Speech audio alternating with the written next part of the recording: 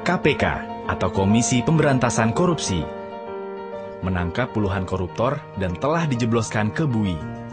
Mereka rata-rata bukan orang sembarangan, ada gubernur, anggota DPR, bupati, bahkan menteri.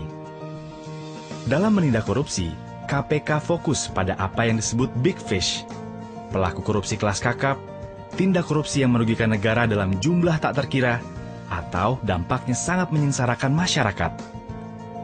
Terhadap semua itu, KPK tak pandang bulu. Begitu terendus, semua akan ditindak tegas hingga tuntas. Kemanapun koruptor bersembunyi, akan terus dilacak dan dikejar. KPK tidak pernah main-main. Buktinya, hingga kini setiap tersangka yang ditangani KPK selalu diputus bersalah di pengadilan. Selain untuk mengembalikan sebanyak mungkin duit negara yang sudah dikemplang, itu semua dilakukan untuk menimbulkan efek jera. Biar semua orang berpikir 1000 kali jika mau korupsi. Memang, tak boleh ada kata setengah hati dalam memberantas korupsi. Harus agresif, serius, dan tanpa kompromi. Alasannya, karena korupsi sudah sedemikian parah merusaknya. Dan kita semua adalah korban korupsi. Tengok saja kanan kirimu. Masih banyak anak putus sekolah akibat tingginya biaya pendidikan. Masih berderet pula orang sakit yang harus mengelus dada tak mampu berobat karena mahalnya biaya kesehatan. Anak-anak dengan perut membusung karena malnutrisi, itu akibat korupsi. Ya, korupsi diyakini punya andil besar memperdalam jurang kesengsaraan rakyat. Di sektor sumber daya alam, kong kali kong pengusaha hitam dan pejabat korup makin memiskinkan bangsa ini. Kekayaan alam tergerus habis, meninggalkan kerusakan yang akhirnya harus ditanggung masyarakat.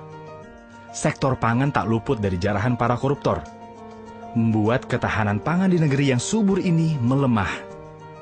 Petani tak berkutik karena tanah pertanian mereka dialihfungsikan menjadi perkebunan atau bahkan perumahan mewah. Sebenarnya usaha memberantas korupsi bukan barang baru. Tapi, sayangnya, badan-badan yang dibentuk silih berganti selalu gagal di tengah jalan. Waktu Orde Lama, pemerintah sudah pernah bikin lembaga anti korupsi juga loh. Nama lembaganya pun canggih, yaitu Panitia Retooling Aparatur Negara dan Komando Tertinggi Retooling Aparat Revolusi. Di zaman Orde Baru, ada tim pemberantasan korupsi, Komisi 4 yang dipimpin Bung Hatta, tokoh proklamator yang dikenal jujur dan berintegritas tinggi, dan juga operasi penertiban atau OPSTIP. Semua lembaga itu tak berumur panjang. Ada saja hambatan yang membuat badan-badan itu akhirnya KO di tengah jalan. Pemberantasan korupsi yang dilakukan dengan cara konvensional ternyata nggak ampuh dan mengalami banyak hambatan. Dari situ, dirasakan perlu metode penegakan hukum yang luar biasa lewat pembentukan lembaga khusus dengan kewenangan luas, independen, bebas dari kekuasaan manapun.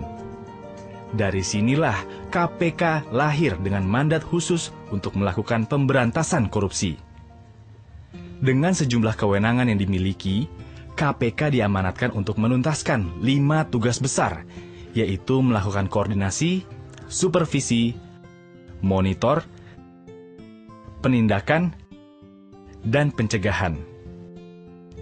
Satu hal yang ditekankan pada pendirian KPK adalah KPK didesain untuk menjadi pemicu dan pemberdayaan dari institusi pemberantasan korupsi yang telah ada. Istilah kerennya, trigger mechanism. Korupsi tidak bisa dibasmi cuma dengan menangkapi para koruptor. Oleh sebab itu, KPK juga menggarap serius usaha-usaha untuk mencegah korupsi selain upaya penindakan. Bekerja sama dengan banyak institusi, KPK coba mendorong tertutupnya segala lubang kesempatan korupsi. Sudah banyak sekali sistem administrasi dan layanan publik yang dikaji oleh KPK untuk diperbaiki saat ditemukan kelemahan.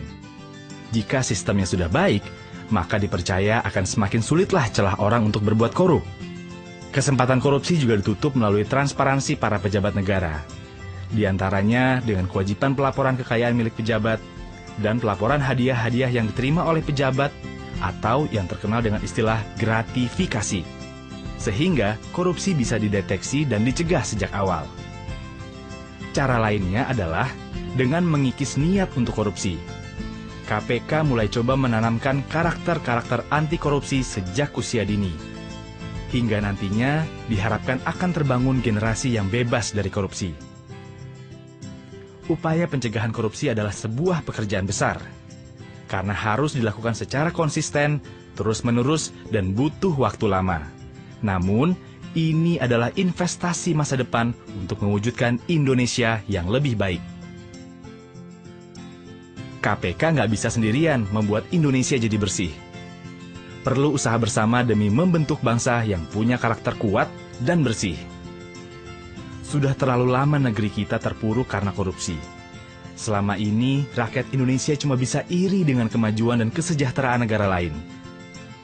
Kita tahu, Indonesia yang maju dan sejahtera cuma bisa diwujudkan kalau pemerintahan dan birokrasi bersih serta melayani.